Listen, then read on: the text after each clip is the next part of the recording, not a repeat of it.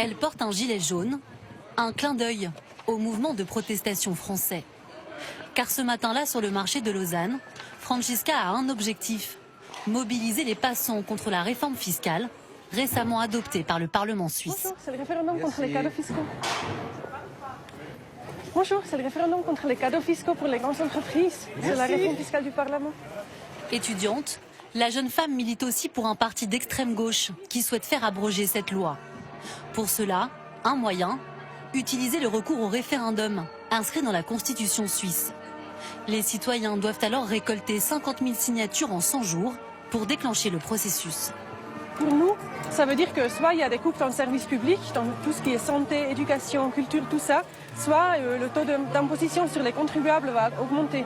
Donc en gros, on fait des cadeaux fiscaux vraiment aux multinationales en Suisse. Si on a les signatures, on va être amené à voter ça dans les mois qui suivent normalement, donc en printemps probablement. Et puis du coup, vous recevez chez vous une lettre où il y a les bulletins de vote. Donc sur la feuille, ce sera écrit « Est-ce que vous voulez accepter la réforme fiscale ?» Et puis on pourrait écrire « Oui » ou « Non » ou cocher « Oui » ou « Non ». Avec ce système, les Suisses votent au moins 4 fois par an pour trancher des questions diverses liées à l'économie, la société ou l'environnement. Ces dernières années, ils ont voté notamment contre la construction de minarets, mais aussi contre l'ajout de 2 semaines de congés payés, et se sont également prononcés contre l'achat d'avions de combat ou pour le recours aux détectives privés dans la détection de fraude à l'assurance maladie.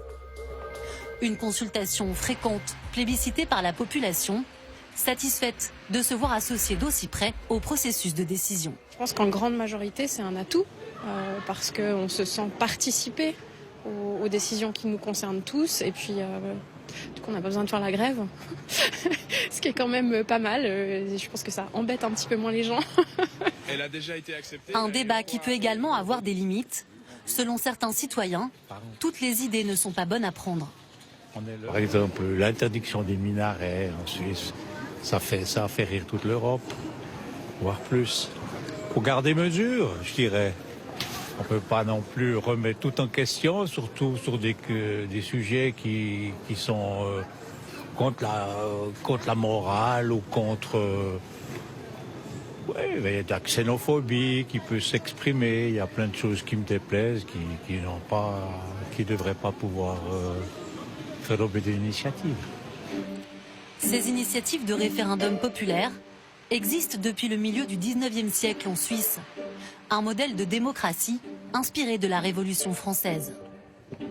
Pour ce chercheur de l'Université de Lausanne, le référendum est devenu un outil essentiel au pays et au maintien de son équilibre politique. Ce qu'il faut savoir, c'est que dans l'histoire suisse, les référendums ont été utilisés pour répondre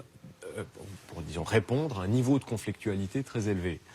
Et dans une société conflictuelle qui était séparée entre protestants et catholiques, dans le cas de la Suisse, entre les villes et les campagnes, entre peut-être les régions linguistiques, même si c'est quelque chose qui arrive un petit peu plus tard, le référendum et l'initiative servent de soupape de sûreté, d'une certaine manière, ou de moyens pour apaiser une situation conflictuelle.